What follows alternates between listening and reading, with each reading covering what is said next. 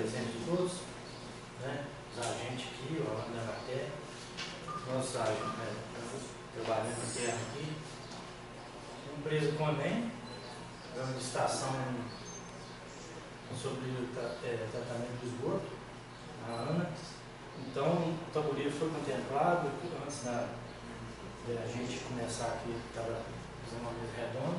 Nós falamos com ela que nós fomos cadastrados pela FUNASA com relação à estação de tratamento. Então, fizeram todo o histórico, estão fazendo, estão ajudando na terceira etapa já. Vamos, se Deus quiser, nós vamos ser contemplados e vamos fazer o estudo melhor, com a divulgação melhor do que é tratamento de esgoto, para não ter uma má interpretação. Por exemplo, estava falando com ela de fora ontem, vieram o Marquinhos Dedé, coitado, aqui todo apertado, todo nervoso, porque chegou uma notícia lá, porque o motoboy foi lá para convidar para participar da reunião. Eles interpretaram que ia ser cobrada a água, que ia ser instalada a estação, a Copasa lá, ia cobrar, ficar nervoso, que o dólar é isso, que o dólar é burro, que o dólar não sabe conseguir. Fui lá na parte da tarde, desmenti a interpretação ferrada, gente, fica sentado, fica à vontade. Então é isso. Então, às vezes, a divulgação que a gente faz, os agentes fizeram para a gente, muito bom, graças a Deus. Vem uma vez, né, doutor Terezinha? Porque o horário também é impróprio. Mas voltando ao assunto lá do Botafogo, é assim, às vezes interpreta errado. Por exemplo, não vai cobrar vai melhorar o tratamento. Porque quem chega no Botafogo, a esgoto é céu aberto, faça uma varanda. Com a chuva, carrega muita terra para dentro dessa varanda, que acontece? Ela vem para a beirada da estrada. Quem passa, pelo amor de Deus, que catingueira é essa? Então, uma das maneiras da gente melhorar esse tratamento lá também. Não só lá, como na igrejinha e aqui dentro. Então, a empresa está vindo aqui, está expondo o que está acontecendo, o que vai acontecer. Por causa disso que a gente fez, conversei com o Marco, fizemos um convite dos agentes para ajudar a gente a divulgar isso aí, passar o convite, que vocês estão todo dia na casa, pessoal. E eu não. Eu vou uma hora ou outra, tem um problema, ó, também sou o representante da Defesa Civil. O time também, além de ser secretário de obras, também participo da Defesa Civil. Nós não estamos todo dia, vocês estão todo dia com o público. E vocês são fundamental nessa divulgação. Não só para o tratamento de esgoto, como para a parte em geral, tanto da saúde como da parte da Defesa Civil. Igualzinho ano passado nós fizemos aquela reunião, a cooperação foi válida, porque nós fizemos 2 mutirão da DEM e deu muito. Né? Nós tivemos um processo seletivo, custou entrar os meninos, coordenador, 2 agentes, teve mais um agente, já melhorou mais ainda. Então a gente tem que fazer essa integração, o Marcelo acabou de citar. Se não tiver uma integração, união entre todos, um só não vai conseguir nada. Né? Como que a gente ia saber que precisava de... Tem muita gente que não sabe. Pô, vai tratar o esgoto, sujeira. Se não tratar a sujeira, o rio já está sendo degradado, naturalmente, por enquanto, né? Tem tanta gente que arar aí no nosso rio, se tirar, acho que vai acabar. Você disse, tem mais 3 cidades acima de nós. Tem Arastado, tem Santos Dumont, tem Oliveira Forte, onde tem a nascente do Rio Formoso. Por exemplo, já tentei entrar em contato com 3 secretários. Naquela reunião ano passado nós tivemos, nós conversando com o extensionista da Emater, lá em Rio Pombo, mas só teve essa conversa, não progrediu. Eu não posso, que eu tenho tal comunidade, eu não posso.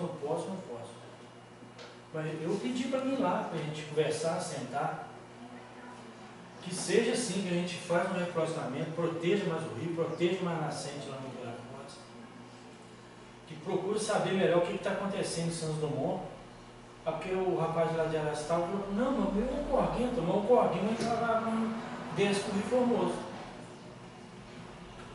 Então a gente tem mais essa integração, tanto aqui dentro da cidade, como com as outras cidades também. Então, agradecer de novo a presença de vocês. Vai ver a nossa amiga faz uma palestra que boa para nós. Muito bom. Tá joia? Obrigado, tá? Obrigado. Bom dia a todos. Bom dia. Meu nome é Ana, eu sou de uma empresa do Rio de Janeiro, estação da AGEVAP. A AGEVAP é a Bacia do Paraíba do Sul, a agência da Bacia do Paraíba do Sul. E vocês foram contemplados com o Plano Municipal de Saneamento Básico. A gente está trabalhando nele desde o ano passado. A gente já veio aqui em outras oportunidades, já estivemos aqui apresentando algumas coisas. E hoje a gente está na terceira fase desse plano. Qual é o objetivo de um plano? Vou começar por aí.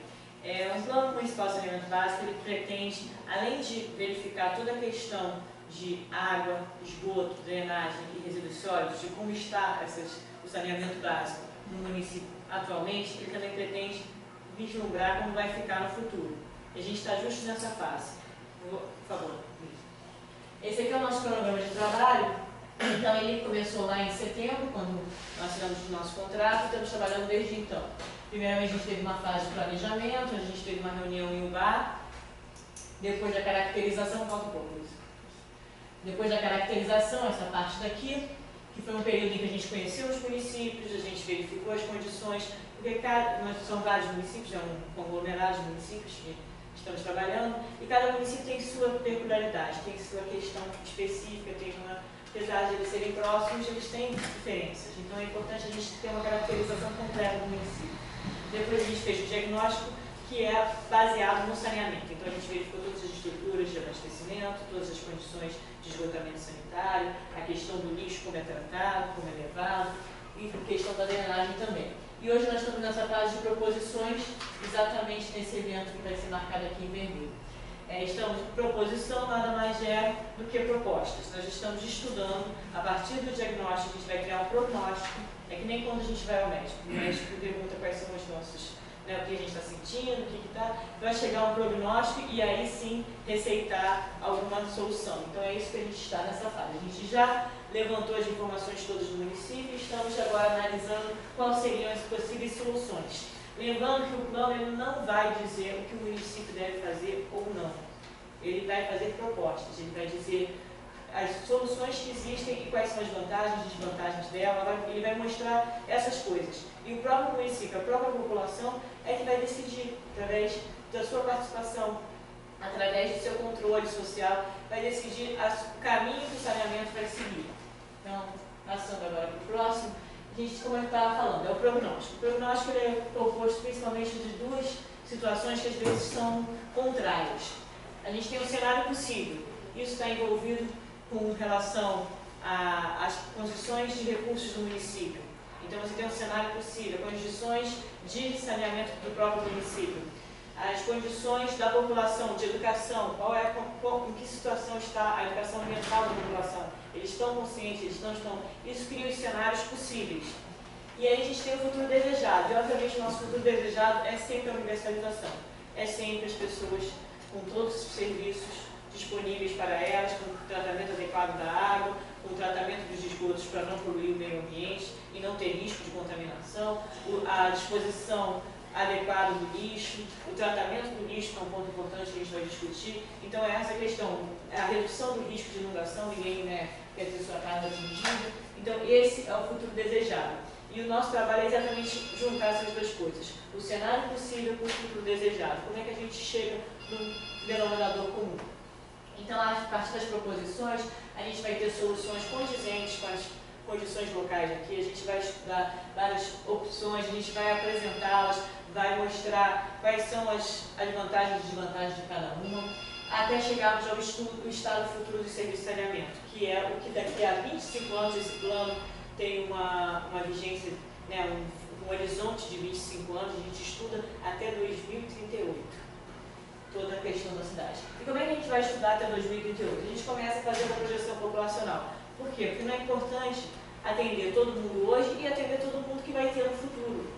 É importante que a gente já esteja planejando isso, já esteja pensando, a cidade vai crescer? Vai. Então como é que ela vai crescer? Para que lado ela vai crescer? Então naquela área eu vou ter necessidade de abastecer de água, naquela área eu vou ter geração de esgoto. Isso tudo tem que ser já pensado, já começar a ser planejado. E aí nós temos os cenários de saneamento, como eu vim falando, são as opções que a gente tem, onde vai crescer, como vai crescer, quais vão ser as demandas, as alternativas, que aí é vinculado às condições locais, e temos o prognóstico, que é aquela junção entre o cenário possível e o futuro desejado. E aí a gente chega na análise técnica, e aí sim entra a parte dos técnicos, de avaliar quais são as soluções que são mais adequadas, quais soluções não são Mas, novamente, eu volto a chamar a atenção. Nós não vamos decidir nada, nós não vamos impor nada, não é o nosso trabalho. Nosso trabalho é mostrar a vocês todas as opções que existem, quais são as alternativas que existem. E é isso sempre focado na análise social. O que é a análise social? Considerando que todas essas condições, todas essas alternativas desses cenários, eles sejam implementados, eles venham a ocorrer. O que isso vai beneficiar a população? É o que a gente está buscando? Vai beneficiar realmente a população? Vai ajudar? Essa ação que a gente está propondo vai ajudar aquele bairro?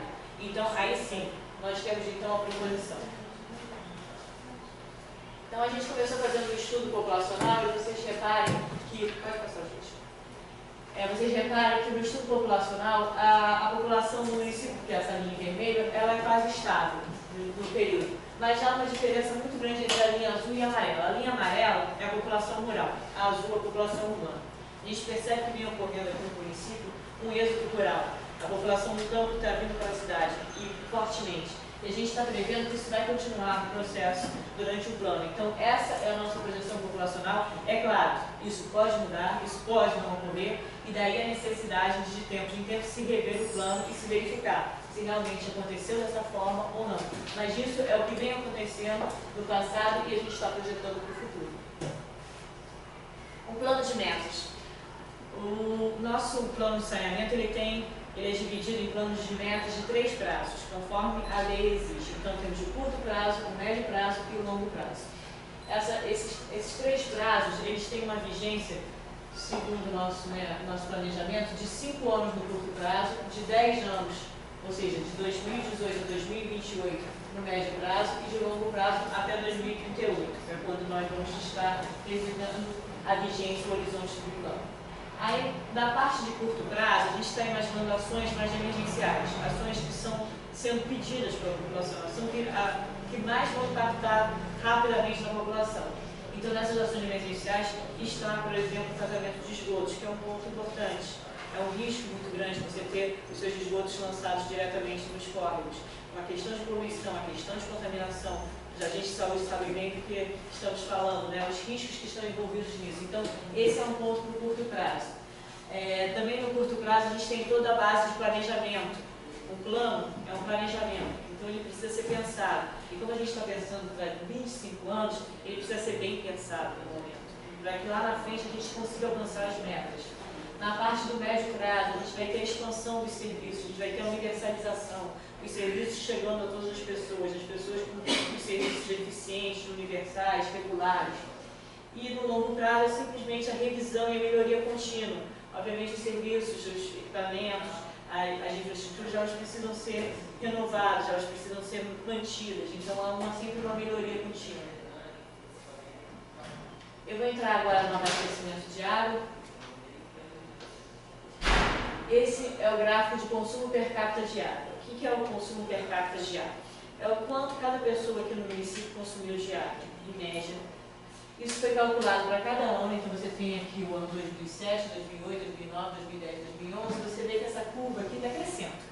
Por que isso está crescendo? Porque é normal que a população, conforme exista uma questão de demanda reprimida, que a gente chama. O que é demanda reprimida? Quando há escassez de água ou escassez de um serviço, quando o serviço dá trabalho, quando o serviço não está disponível no melhor das situações, há uma demanda reprimida, a pessoa consome menos, porque ela não tem acesso tanto quanto ela poderia ter e aí consumiria mais. Então na água acontece muito isso, demanda reprimida. Quando o serviço não tem uma regularidade, não tem uma sequência, há uma demanda reprimida e as pessoas consomem menos água. E conforme esse vai se regularizando, há um aumento gradativo até chegar à estabilidade. Por exemplo, eu acredito que vocês estão chegando na estabilidade. A partir daqui não vai crescer mais. Vai ficar nessa faixa, mais ou menos, de consumo per capita, que é um consumo per capita médio aqui de toda a região. E no Brasil varia entre 100 e 200. Hoje nós estamos falando de 118 aqui no município. Então é um valor razoável. O índice de cobertura de água. E aí a gente apresenta a primeira meta que a gente está sugerindo. Então, hoje vocês têm um índice de 66% aqui, né, toda a área urbana e algumas localidades atendidas, e o nosso objetivo é que até 2018 você tenha 97%. O que significa isso? Significa que todos os poços, todas as captações, todas as nascentes que são usadas para abastecimento, mesmo na zona rural, mesmo aquele poço particular, mesmo aquela família que capta numa nascente diretamente, elas vão ser cadastradas. Não estamos falando, vou deixar bem claro, não estamos falando de cobrar taxa, não estamos falando de fiscalização, não estamos falando nada disso. Nós estamos falando de conhecimento. A prefeitura, assim como a população toda, vai ter ciência do que existe de captação, de como a sua população está bebendo água, da onde vem essa água, quais são os mananciais. E juntamente com o conhecimento também vem as análises, saber se essa água é potável, saber se essa água é boa para beber. Porque pode acontecer, e acontece muitas vezes, principalmente na zona rural, de você ter um poço próximo à sua fossa séptica, ou local onde você lança os seus esgotos. E isso é muito perigoso, porque é uma contaminação do seu poço. Apesar de você não enxergar, a água parece limpa, ela pode ter doenças ali escondidas. Então é importante esse controle, é importante esse conhecimento. É importante que nesses casos em que a água não é boa, você tem opções de tratamento simplificados, com pastilhas de cloro, você tem opções com filtragem, às vezes, dependendo qual é o problema, se é uma questão de turbidez. Então você tem várias soluções que não são estações de tratamento, são soluções feitas dentro de casa, mas que ajudam. É uma questão de conscientização, de educação, de conhecimento. É importantíssimo que todo o sistema de água seja conhecido, todo abastecimento de água, toda forma de captação, toda forma seja de conhecimento e de controle nesse sentido, de se saber, de se verificar, de se fazer análises, de se ter sempre a saúde pública em primeiro lugar. A questão do índice de perdas, também é previsto uma redução dos índices de perdas. Isso aqui acontece principalmente na questão da rede de distribuição. A rede de distribuição ela costuma ter perdas, é normal, é natural, mas essas perdas estão relacionadas ou a interligações mal feitas, ou a tubulações mais antigas, ou um problema de extravasamento no reservatório. Então a gente está propondo algumas medidas para reduzir essas perdas, para que não haja um desperdício da água. O índice de hidrometração, hoje aqui na sede já há um índice de hidrometração de 100%, é importante que esse índice seja mantido, ou seja, conforme as casas forem aparecendo na cidade, conforme a cidade for crescendo, que se mantenha a hidrometração. A hidrometração é aquele hidrômetro que mede quanto a família consome. Esse hidrômetro ele não serve simplesmente para cobrar, ele também é utilizado muitas vezes para cobrar, mas a importância dele é no controle do consumo. Se você mede, você sabe quanto você está consumindo, você pode controlar o seu consumo. Se você não sabe, é muito mais difícil, há muito mais chances de desperdício, muito mais chances de água perdida, há vazamentos que não são visíveis. Então você só consegue descobrir eles não brotam, eles não aparecem, a água não escorre, ela infiltra dentro da terra e você nem vê, porque a população está enterrada. Então eles só aparecem a partir de um controle de hidrometração. Você tem um medidor aqui, aqui você tem a sua linha. Você tem um medidor aqui e um medidor aqui. Então, se o volume aqui for diferente daqui, você sabe que aqui se perdeu nesse caminho. Então você pode fazer uma ação nesse caminho e corrigir essa perda. Então é um ponto importantíssimo. E aí, a partir dessas metas, a gente projetou como é que ia ser a evolução do serviço. Você tem a população atendida ali em amarelo e aqui as ligações das economias. Para chegar nessas metas, a gente propõe dois tipos de medidas. Nós temos as medidas estruturantes e as estruturais. As palavras são parecidas, mas as ações são bem diferentes. Então, nas medidas estruturantes, elas estão toda a parte de base, de planejamento, de organização, de conhecimento. Então nós temos a eficiência sempre voltada à questão de um serviço eficiente, de uma ação eficiente, de se ter um conhecimento, a capacidade de intervenção, acontecer um vazamento, acontecer um problema, a rapidez que esse problema vai ser resolvido é um ponto importante, isso reduz também as perdas. O conhecimento do problema, você ter toda a rede cadastrada, você ter todos os consumidores cadastrados, você saber quem vai ser atingido caso tenha um problema neste reservatório, você saber quem vai ser atingido caso essa população aqui se rompa. Isso é importantíssimo, porque você pode agir para evitar que um problema essas pessoas sejam prejudicadas. A participação da sociedade, aí a gente fala do uso racional, a questão da educação ambiental é importantíssima, a participação. A sociedade é a base de todo esse plano, é o foco de todo esse plano. Então é importante a participação social, tanto na elaboração do plano quanto na implantação. É ela que vai controlar e ela que vai fazer o bom uso da água. Então, é importante a gente evitar os vazamentos, a gente evitar os usos indevidos, né, o desperdício, deixar a torneira aberta, esse tipo de coisa. Os conselhos municipais, que são formas de organizar a sociedade, normalmente a gente está falando da sociedade, os conselhos municipais eles têm função de fazer a interligação entre a sociedade e a administração pública, trazer as questões de um lado para o outro, sempre informando, sempre participando. O aprimoramento da legislação, esse plano ele vai para a Câmara e ele vira lei ao ser aprovado, mas antes ele é aprovado pela população em audiência. Então a gente tem primeiramente uma audiência pública, o plano é aprovado pela população, a partir daí vai para a Câmara e ele é aprovado, então vira uma lei. Então todo esse processo é importantíssimo. E a avaliação dos planos, como eu falei, quando eu estava falando da população, dos estudos populacionais, muitas vezes há modificações. A cidade muda de alguma forma, se abre uma indústria, atrai mais pessoas, ou então acontece alguma outra mudança específica, alguma coisa, e aí precisa ser revisto. Por quê? Porque o plano tem que andar junto com a realidade, senão ele deixa de ser base para o planejamento, ele não serve mais para fazer as ações, para planejar os programas. Então ele tem que estar sempre junto com a realidade. A realidade mudou, ele tem que mudar junto. Medidas estruturais. Então, agora sim a gente está falando de obras, de ações concretas que a gente está mais acostumado a enxergar. Então, é a recuperação da infraestrutura de água, questão dos projetos básicos e executivos dos projetos, eles são importantes. Os projetos eles são sempre trabalhados para daqui a 20 anos, para a população de 20 anos. Por quê? Porque você hoje planeja tratar essa população aqui. Mas se daqui a 10 anos a população aqui crescer, esse tratamento já não vai mais servir. E aí você desperdiçou o recurso, desperdiçou. É interessante você já pensando no futuro, já pensando nas expansões, sempre ter o projeto bem desenvolvido. A redução das perdas físicas e não físicas, e aí a gente tem uma troca de uma tubulação que está muito antiga, que pode ter vazamentos, mas você só detecta esse tipo de coisa se o vazamento aparecer na rua ou se você tiver a medição, como eu falei, a macro e a micro, os hidrômetros, as medidas, para poder controlar o sistema. A proteção dos mananciais, a questão principalmente do reflorestamento aí é importantíssima. A gente está no mundo inteiro falando de escassez de água, que vai ser um problema no futuro sério. Vai ser um problema no futuro sério. Então a proteção dos mananciais é um ponto importante. É necessário reflorestamento para que os mananciais possam ter mais água, terem mais disponibilidade, para que a água não falte. É importante pela qualidade da água, a proteção às árvores, ao cercamento, não ter bichos, não ter gado passando a montante do manancial é importante para que você não tenha problemas de contaminação. E aí a gente entra na questão da sustentabilidade.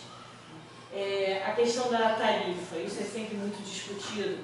O objetivo da tarifa, muitas vezes, a gente pensa que é simplesmente recolher dinheiro, tirar dinheiro do consumidor. Não é só isso. Muitas vezes a tarifa tem uma função, e ela não precisa ter essa função de recolher. Ela pode ter uma função de educação, de controle. Ela ajuda no controle da água, no desperdício. Ela ajuda na questão da sustentabilidade do sistema. O sistema tem um custo, então ela ajuda na ideia de que o sistema vai ser mantido funcionando do jeito que foi projetado, e buscando, obviamente, o benefício da população geral. É importante que a gente fale da questão do perfil do consumidor. Então, conforme o perfil do consumidor, as tarifas também têm que ser diferenciadas. Uma família mais carente, mais necessitada, ela tem que ter uma tarifa especial, ela tem que ter um desconto dessa tarifa, ela tem que ter uma facilidade, porque a água é um bem essencial, todo mundo tem que ter acesso à água, e é água de qualidade, é água em regularidade e em volume suficiente para a sua vida. Eu vou falar agora um pouco de esgotamento sanitário. A gente tem uma situação aqui, principalmente na área urbana, de uma coleta completa. Nós temos 100% de coleta, de cobertura de esgoto, que a gente chama de cobertura é a coleta, mas a gente tem um problema no tratamento, que é o próximo slide. Então, no tratamento, vocês percebem que hoje a gente não tem. O tratamento ele é bastante deficitário, ele é nenhum, e a gente está projetando para 2018 a melhoria para 63% dos esgotos coletados serem tratados. Isso vai ser volta. Isso vai ser conseguido como? Com uma estação de tratamento de esgotos. Que a gente não vai dizer qual é a estação, onde vai ser implantada. Isso é uma discussão para o município. O município deve discutir essas coisas, mas a gente recomenda que seja implantado uma estação de tratamento, porque é necessário. O esgoto sendo lançado diretamente na natura nos rios, está poluindo os rios, está prejudicando, está servindo de contaminante para as pessoas, então é muito perigoso. E depois de 2018 há uma expansão gradativa até chegar a 90% em 2038. A mesma coisa na questão da tarifação. A gente sugere que haja uma tarifação. Essa tarifação com todas aquelas condições que a gente falou para a água. Mas por quê? Porque uma estação de tratamento tem custos. Uma estação de tratamento vão ter custos de operação, vai ter um operador, vai ter produto químico, vai ter maquinário, vai ter energia elétrica. E se você não conseguir fazer isso ser sustentável, se você não conseguir fazer isso funcionar durante os anos, você vai implantar uma estação e ela vai parar de funcionar. Não vai servir, não vai estar tratando o esgoto. Então, passando para o próximo. Novamente, a gente fala das medidas estruturantes. As medidas estruturantes são aquelas de base, aquelas de organização, de planejamento, são a questão da eficiência, da capacidade de intervenção. No caso de haver um vazamento de esgoto, ser rápido, com o isolamento da área, as remediações, a participação da sociedade, e aí entra uma questão primordial da divisão dos esgotos da drenagem, a tubulação. Na rua deve haver 2 tubulações, uma de drenagem e uma de esgoto. E da mesma forma, dentro das nossas casas também devem haver 2 tubulações totalmente separadas. A água de drenagem não pode ser jogada no esgoto, porque se ela for jogada na rede de esgoto, se o quintal lá tiver um ralinho que está ligado na rede de esgoto, essa rede de esgoto vai até a estação de tratamento e ela estraga a estação de tratamento, ela não funciona como deveria. Então é muito complicado isso, as pessoas às vezes não entendem essa dinâmica, acham que só o contrário não pode ligar o esgoto na rede de drenagem, porque a rede de drenagem vai para o rio e vai poluir o rio. Sim, isso também não pode. Cada um em seu lugar, cada tubo ligado ao tubo certo, nada de intercâmbio entre água de pluvial, de drenagem e os esgotos. Os conselhos municipais, novamente, com a mesma condição de intercâmbio entre poder público e população, o aprimoramento da legislação e a avaliação dos planos. E nas medidas estruturais, então, nós temos a criação e a recuperação da infraestrutura. E criação, a gente está falando aqui novamente da estação de tratamento. Os projetos básicos executivos, da mesma forma, bem estruturados, planejados para o futuro, sempre pensando no que vai acontecer com a cidade. O incremento da coleta e tratamento é um foco importante. E a proteção dos cursos d'água, que é o objetivo maior. A gente está protegendo os cursos d'água, tanto para o meio ambiente quanto para a gente, pessoas, né? A questão da contaminação. E aí são alguns exemplos do nosso relatório, e quando for a época da audiência pública, que vai ser em agosto, então um pouco antes, a gente vai disponibilizar todo esse trabalho, vai ter um documento, em que vai estar apresentado todas essas opções, tudo isso que a gente vem falando, já nas outras apresentações, tudo vai estar lá, e a gente apresenta várias alternativas de tratamento. Como eu falei sempre, o município vai escolher a sua alternativa, o município vai decidir por uma solução ou outra. A gente apenas apresenta as características delas. Por exemplo, essas lagoas aqui, tanto essa aqui de raiz filtrante, lagoa facultativa ou aerada, elas são estações de tratamento que exigem áreas gigantescas, áreas enormes.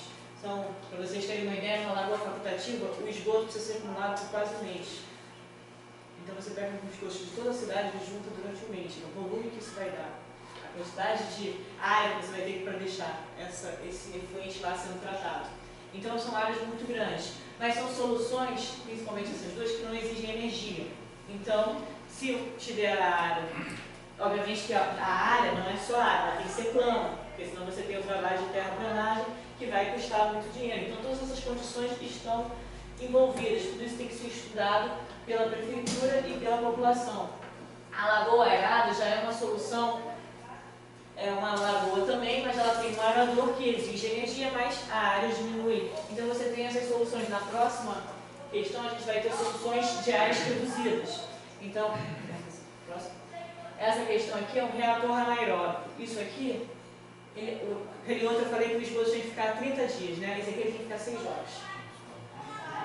Então, vocês veem a diferença entre 30 dias e 6 horas de esgoto, é muita diferença. Então, a área que esse aqui ocupa é muito menor. Em compensação, você tem que ter um operador trabalhando. Então é uma pessoa que tem que ser paga para ficar lá trabalhando, ele tem que ser capacitado, ele tem que ser treinado para trabalhar numa estação. Então é simplesmente qualquer pessoa, né? É um operador de ética. Também para umas áreas mais isoladas, a gente tem soluções de fossa-filtro, por exemplo, que é uma solução um pouco mais elaborada que a fossa séptica. Ela tem uma capacidade um pouco maior que a fossa séptica, mas também não exige energia e é uma área pequena. Então é uma outra solução também proposta. E no trabalho vocês vão ver que além de apresentar, a gente faz um comparativo entre elas, exatamente para facilitar nessa escolha, nessa discussão. Novamente a gente fala da sustentabilidade, como eu estava falando, a necessidade de uma tarifa, a compatibilidade com o perfil do consumidor. Então, a tarifa tem que ser diferenciada conforme os consumidores, para o benefício geral da população e o controle do despejo, que é o nosso foco, a não poluição do meio ambiente. A drenagem de águas pluviais. Então, aqui a gente vai começar a falar da questão da drenagem, né, da água da chuva, a necessidade de melhoria na questão da ocupação e no controle da ocupação do solo, as tendências de crescimento, para onde a cidade vai crescer. Por que isso é importante pensar e analisar? E aí o plano diretor entra exatamente nesse foco. A ocupação do solo é importantíssima para definir quantos de água da chuva vira vazão, vira volumes de água correndo pelas tubulações, pelos rios, pelos canais. Então é importante que a gente entenda que a pavimentação, o asfalto, o concreto, o telhado da casa, tudo isso prejudica a drenagem. Por quê? Porque cria-se mais volume de água, não há infiltração. A água da chuva ela não entra dentro da terra, ela simplesmente escorre por cima. E essa água vai sendo acumulada e vai sendo acumulada rapidamente, levando ao risco de inundação. Então essa questão da ocupação do solo, de como é feita essa ocupação do solo, onde é permitido, onde não é permitido construir, onde vai se asfaltar, onde não vai, onde vai se usar soluções alternativas, existem inúmeras para pavimentação que não tem um forte impermeabilização, você tem várias rodas que deixam percolar água para baixo, deixam a água infiltrar. A arborização é um outro ponto que a gente precisa conversar muito nesse parte de drenagem. A arborização é importantíssima, ela facilita a água ser presa. Quando a chuva cai em uma área arborizada, pouca água sai dessa área, ela acaba sendo presa pelas raízes, pelas folhas, e ela infiltra muito mais fortemente. E essa infiltração vai inclusive ajudar na recarga do lençol freático. O lençol freático é a água que está no subterrâneo. É aquela água que é captada nos poços, por exemplo. Quando você abre o poço, você pega a água subterrânea. Então, quando você tem uma maior infiltração, que é aquilo que a gente está falando que precisa para a drenagem, para melhorar a drenagem, precisa de uma maior infiltração, você está ajudando também o poço na captação de água, porque está dando mais volume de água debaixo da terra. Então, esse é um ponto que a gente vai até apresentar um exemplozinho daqui a pouco. E as águas pluviais de esgoto doméstico, como eu falei na parte de esgoto, novamente, eu repito, elas são diferentes, são águas diferentes, não podem ser tratadas da mesma forma, não podem ser misturadas, porque uma vez misturadas não se separam mais. Aqui é um exemplo esquemático de como a gente trabalhou a questão da drenagem. Toda essa área aí, que é o tirada vermelha, é uma bacia hidrográfica. O que é uma bacia hidrográfica? É uma bacia de um rio. Esse rio principal aqui e seus afluentes. E dentro dessa área, você tem uma área urbana, que é essa vermelhinha aqui, por exemplo. E nessa área urbana, você tem, quando chove, o que acontece? Toda essa área amarela, ela influencia nessa pequena área vermelha aqui.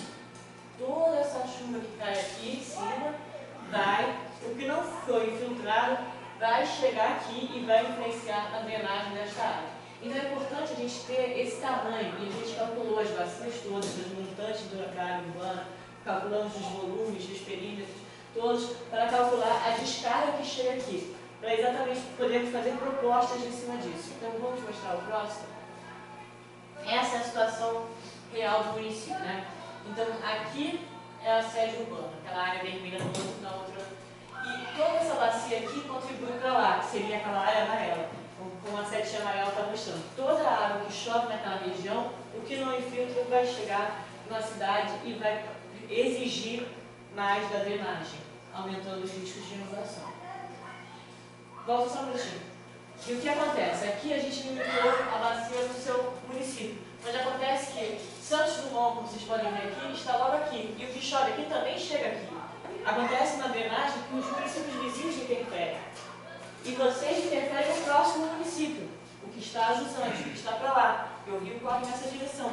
Então é importante que a gente tenha essa lógica. Os municípios, na parte de drenagem, eles estão interligados.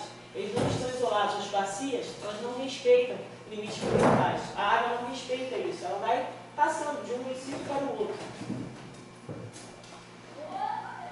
Então, a partir dessa ideia, a gente começou a trabalhar em mapas de risco. Então, o primeiro mapa que a gente está apresentando aqui é o mapa de risco de inundação e alagamento. As áreas vermelhas são as de maiores riscos e as áreas verdes de menor. Então, vocês veem que claramente nessa linha aqui, que é exatamente aquela linha que foi mostrada no outro slide, é a linha de risco. Por quê? Porque é uma área que tem uma ocupação mais intensiva e ela tem uma declividade mais problemática, ela tem uma cota mais baixa. Então, essa é a área que não significa que essa área inunde, significa que ela tenha mais risco, mais potencial de inundar. Próximo. Da mesma forma, a gente fez um mapa de movimentos de massa. Movimentos de massa, nós estamos falando aí de movimentos de terra, de questões de deslizamentos ou coisas assim. Verifica que por sorte, né, ou questões, né, na verdade, de geologia, questão do solo e da declinação, aqui é menos risco. O seu problema maior relata uma área mais montante e mais rural. E aí a gente tem as medidas estruturantes, principalmente a cooperação intermunicipal. É o que eu estava falando, os municípios na parte de drenagem, eles têm que conversar, eles são corresponsáveis um pelo outro. Não tem jeito, a cooperação é essencial. O incentivo ao reflorestamento, e aí o reflorestamento tanto da parte na cidade, você ter mais áreas verdes dentro da cidade, como fora da cidade, a montantes, principalmente da cidade, naquela área da bacia que contribui para a cidade.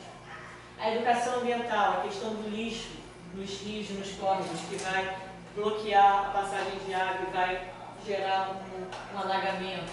A capacitação, sempre pensando na eficiência dos serviços. E aí a gente traz as medidas estruturais, que aqui são dois exemplos que a gente vai mostrar, em duas localidades diferentes, essa é fora do Brasil e a próxima é no Brasil, que você tem um rio, embaixo tinha um rio e aqui você também tem um rio. E esse rio, ele alaga as regiões de entorno. E ele alagava a cidade. Então, o que foi proposto, o que foi feito? Foi feito um parque na área que ele alagava, e é um parque que pode ser alagado. Ele foi feito todo para ser alagado. Então, aqui você tem até uma academia de ginástica, você tem as trilhas, tem tudo feito para ficar embaixo d'água. Que aí, quando a chuva vem, quando o rio enche, ele alaga aquela região, realmente o parque fica interditado nesse período, mas normalmente está chovendo também, então não há muito uso. E aí, após a água descer, secar, tudo está lá e volta a ser um parque normal, sem atingir as casas das pessoas, como pode ser visto aqui em cima, que ficam à distância. E essa é uma outra proposta que também fazemos, de naturalização dos rios.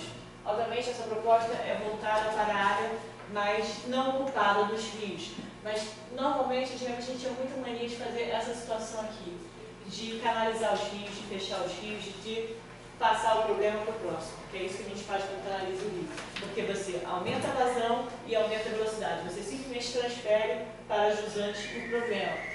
E hoje a gente está já sabendo que é muito mais eficiente e muito melhor tecnicamente você ter uma naturalização, você ter o rio em seu leito natural, com as suas margens, a várzea, uma área que pode ser inundada, você ter árvores que retenham os sedimentos, então não há o assoreamento do rio. Essa situação é muito mais confortável e muito mais, obviamente, se você não tiver casas logo ao lateral.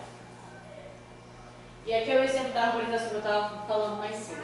Essa é uma área urbana e bem a montante você vê que tem um morro. Esse morro quase está todo pelado. Tem umas poucas árvores ali ainda perdidas, mas um pouco elas somam. Mas a nossa proposta é exatamente o inverso. De encher essa área de árvores.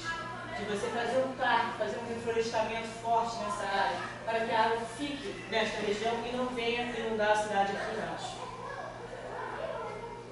Da mesma forma, dentro da cidade, você aumentar as áreas verdes, você aumentar as áreas de infiltração do solo. E isso também pode ser proposto para dentro das casas. Você ter um reservatório, uma cisterna de água de chuva. Você recolhe a água do seu telhado e reaproveite essa água para regar o jardim, para lavar o quintal, para lavar o carro, refrescar alguma coisa. É sempre possível esse reaproveitamento, lembrando que essa água não é potável, mas ela pode ser utilizada para muitos outros fins, muitas outras formas, irrigação, uma horta, um jardim. E aí a gente vem falar da sustentabilidade. Como é que esse sistema todo se sustém?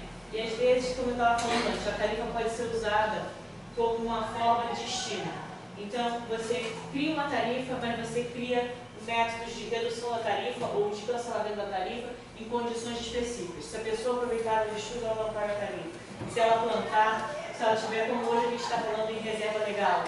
Então, essa questão toda sempre tem que ser pensada. São formas de estimular a população a participar, porque depende da participação popular, depende da sociedade, depende dela se inteirar. E muitas vezes o se inteirar só funciona no método pesar no bolso.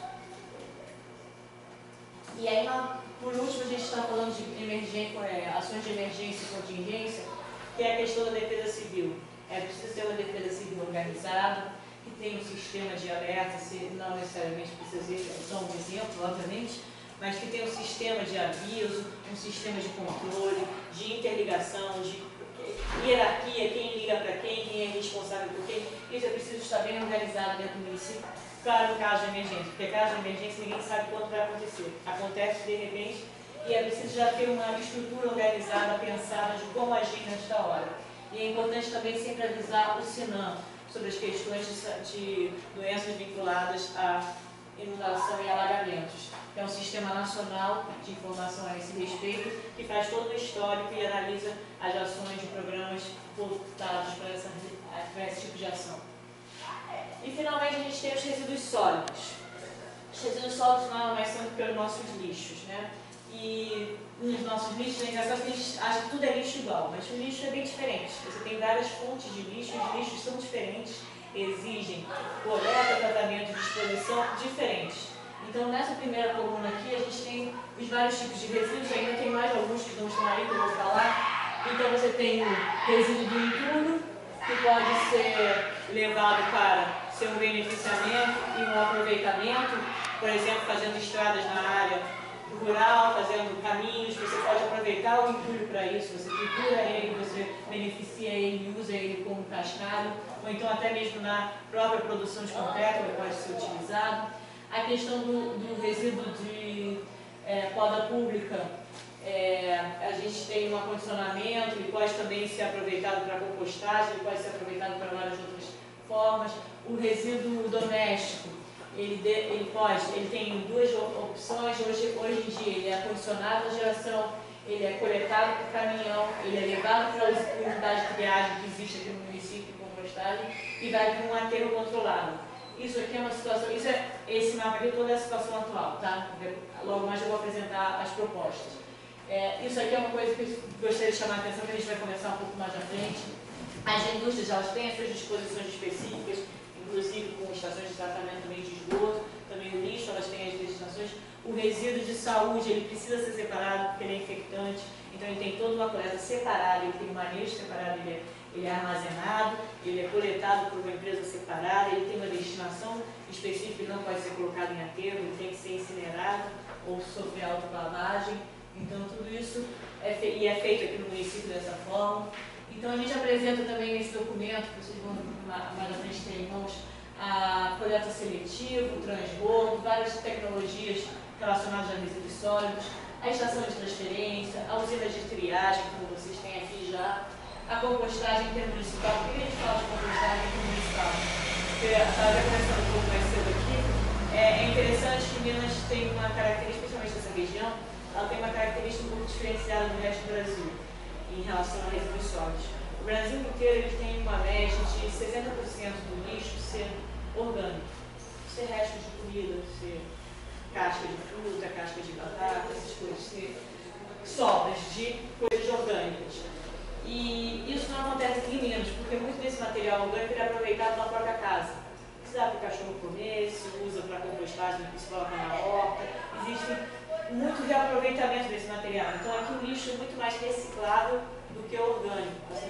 E é interessante se manter dessa forma, porque o lixo orgânico realmente tem vários aproveitamentos. Eu vou mostrar logo em seguida opções para as famílias fazerem dentro das suas casas. que não precisaria ir para o aterro, nem precisaria ter uma usina de compostagem.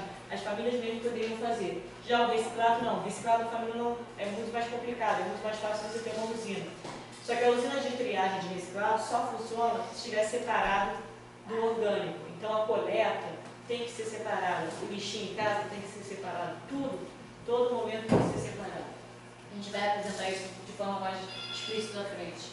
A incineração e autoclavagem, e a autoclavagem são soluções para resíduos de saúde, normalmente aqueles que são infectados, isso aqui é uma situação específica. As alternativas dos resíduos de construção civil, como eu falei, eles podem ser beneficiados e reutilizados. O entulho ele pode ser aproveitado para outros usos. E agora falando do aterro controlado, como eu falei no slide anterior, é um ponto importante. A legislação nacional ela prevê o fim dos aterros controlados em agosto de 2014, ou seja, é logo mais. E qual é a proposta para esses aterros controlados? A proposta é que eles sejam mitigados e que se tenha aterros sanitários. Qual é a diferença de um aterro sanitário para um aterro controlado? O aterro controlado é aquele que você faz a cava, você coloca o lixo, você enterra, algumas vezes tem até drenagem em volta, mas ele não é um estanque, ele não é totalmente isolado do solo. Ou seja, quando chove, quando o material que está ali, o lixo começa a decomposição, solta um líquido chamado chorume. E esse líquido é extremamente poluidor, principalmente para o solo. Ele é um problema sério, porque ele vai infiltrando no solo e aquela terra fica contaminada. E o aterro sanitário não. O aterro sanitário ele tem uma camada impermeável embaixo que evita que esse chorume, que esse líquido passe para a terra. E aí esse chorume ele é recolhido, tratado e realmente, e aí sim pode ser colocado no meio ambiente. Da mesma forma, quando o lixo decompõe, forma-se gás, o gás metano. Então é importante também captar esse gás, não deixar esse gás preso, soltando para a atmosfera. Você precisa captá-lo e queimá-lo para transformar ele em CO2. Então essas são coisas que transformar um aterro controlado em aterro sanitário é um negócio difícil. E não é possível na mesma área. Você teria que ter uma nova área com um aterro sanitário e o custo de uma implantação de aterro sanitário é bastante alto. A gente vai ver logo mais algumas soluções para isso. Aqui é exatamente o que eu estava falando, a questão da compostagem. Então, uma das alternativas que a gente mostra é o acondicionamento na própria fonte geradora, ou seja, na própria casa da família, você tem uma compostagem doméstica. É uma compostagem unifamiliar, com resíduo de material orgânico, das folhas, de alguma coisa, toda essa parte de matéria orgânica pode ser misturada aqui para ter a compostagem. Isso pode ser aproveitado para adubar a terra, para fazer uma horta, adubando a horta. E esse é um exemplo para a família. E esse é para pequenas localidades, para algumas famílias juntas. Você vê que é um negócio pequeno. Não é uma usina, não é uma área grande, não são infraestruturas gigantes. A gente está propondo também soluções locais. E isso é importante, você dividir os trabalhos, para as pessoas entenderem qual é a importância, qual é o trabalho que está sendo feito. Aqui não pode entrar nenhum plástico, aqui não pode entrar nenhum material reciclado, aqui não pode entrar nenhum material de entulho, nada disso, é apenas material orgânico. E aí nessa lógica a gente imaginou para os planos dois cenários. A gente sabe que no Brasil, aqui no município, em todo lugar, as pessoas estão ficando mais consumistas. E o consumismo, ele gera mais lixo. Então, isso. Tá.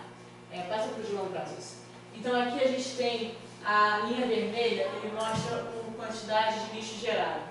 E vocês veem que nesses dois cenários, no cenário de cima e no cenário de baixo, você tem um volume muito maior gerado, quase 50% a mais, de um para o outro.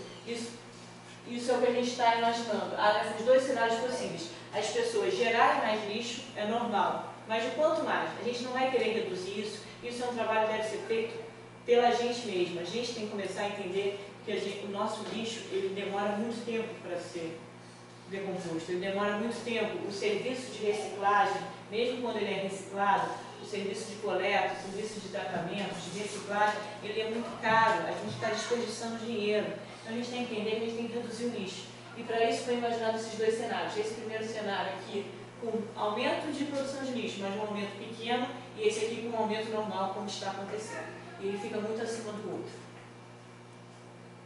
E aí sim, aqui é o plano de metas. Vocês lembram daquele outro que a gente mostrou, como era no município? Isso aqui é o que estamos propondo. Propondo para longo prazo, lembramos disso, mas essa é a visão final que a gente espera que o município alcance, que é ter a divisão dos resíduos. Então você tem o resíduo doméstico, o resíduo das casas, dividido em recicláveis, que é essa primeira aqui, e orgânicos, essa segunda. Cada um sendo separado já dentro de casa.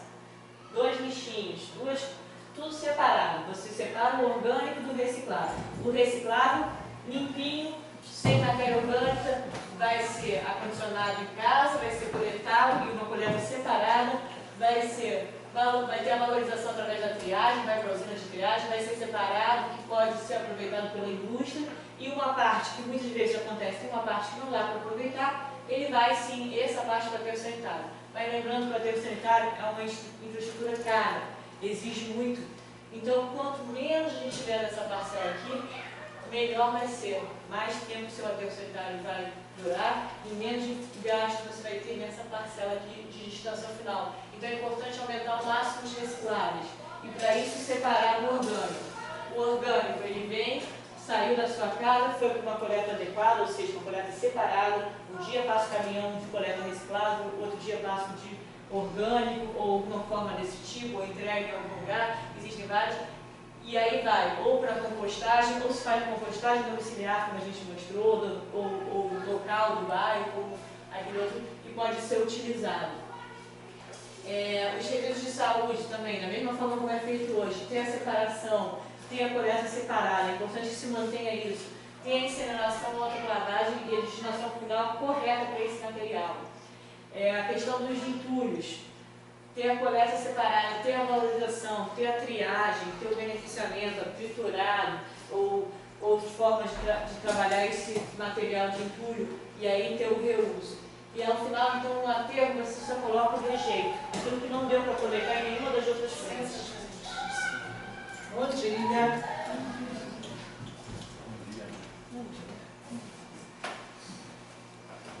E aí, ao final, eu vou falar aqui os pontos relevantes para terminar a apresentação dos resíduos sólidos. Então, nós temos, não será mais possível o uso de aterros controlados, lembrando sempre, 2014 é o nosso prazo pelo Ministério das Cidades. E não vai ser mais também para os resíduos, e não vai ser mais possível levar para o aterro os resíduos completos. Vai ter que ser feita toda a separação, todo o reaproveitamento possível, reciclados, compostagem, resíduos de construção civil, aproveitamento, tudo para só ir o rejeito, só ir aquela parcela pequenininha para o aterro sanitário. E o que isso significa para o município? Ele vai ter que desativar, mitigar e remediar a área que ele está utilizando atualmente como descarte, porque ele é um aterro controlado. Ele vai ter que verificar a questão de fazer um consórcio para mandar os rejeitos, aquela parcela pequenininha que vai para o aterro sanitário. O aterro sanitário, como eu falei, é muito caro. Você precisa fazer toda a impermeabilização da área, você precisa fazer todo o sistema de drenagem, você precisa fazer o tratamento desse sistema de chorume, você precisa fazer a captação do gás, você precisa fazer a queima do gás. E dependendo da estrutura, do tamanho da estrutura, você pode aproveitar esse gás para energia, mas isso só em estruturas muito grandes.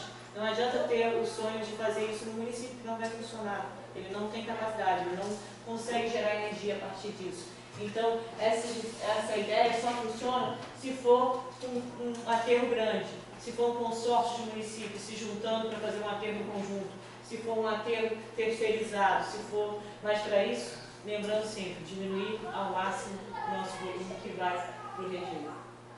A implantação do plano de gestão integrada de resíduos sólidos, o município já está correndo atrás disso, ele já está trabalhando junto com a AGEBAP em relação ao plano de gestão. As ações de redução de volume de resíduos, novamente a gente falando, a importância da participação da população, a importância da conscientização do nosso lixo, do volume que a gente gera, do volume, do impacto que isso faz no meio ambiente e do trabalho, do custo que isso pesa para o município. O monitoramento através de indicadores de desempenho. Então, é aquele controle social, é aquele controle do plano, de como está andando o plano, de como estamos juntos. Então, essa era a apresentação que eu tinha para vocês hoje. Queria saber se alguém tem alguma dúvida, algum comentário, alguma coisa que queira falar, participar. Só uma comunicação aqui, você disse sobre a organização urbana. O município tem um projeto Mas o seguinte, no nosso caso aqui, quem fornece energia para nós é a Energisa. Ele pediu, mandaram ofício para a gente, nos orientando para implantar a energia elétrica, tudo isso. Mas é o seguinte, quando a gente também necessita da parceria deles com a Coda, porque já tem áreas antigas já plantadas embaixo da rede, e a gente só com a periodização aqui, e ainda a gente não acabamos de montar o projeto. Esse conceito está sendo acabado de regularizar a lei, direitinho. Então, é o seguinte, a gente, por exemplo, se fazer uma aposta, liga lá para a polícia do meio ambiente e você vai. Se não faz, a população reclama. Então, a gente está nesse impasse. Mas vamos chegar à solução. Assim que o projeto estiver pronto, o vereador aprovar, o conselho, a operação já facilita mais e esse plano de organização pode ser já elaborado e executado. Excelente. É importante a informação? Mais algum comentário? Então eu vou continuar ainda, vou pedir mais um tempinho de vocês. A gente tem uma provocação para fazer, é uma pesquisa. Nós vamos fazer essa pesquisa simplesmente para sentir qual é o clima da cidade. Não estamos falando que nada daquilo que está na pesquisa é real. Nós estamos propondo aquilo, é só para ver o que vocês pensam sobre o assunto. É simplesmente uma pesquisa fictícia, quero deixar isso claro. Vocês vão ver, é uma provocação, a Lígia está distribuindo, a Luísa também. É puramente para a gente entender o que a cidade pensa, o que a população sente a respeito desses temas. Eu não vou responder o que eu penso, eu vou responder o que a maioria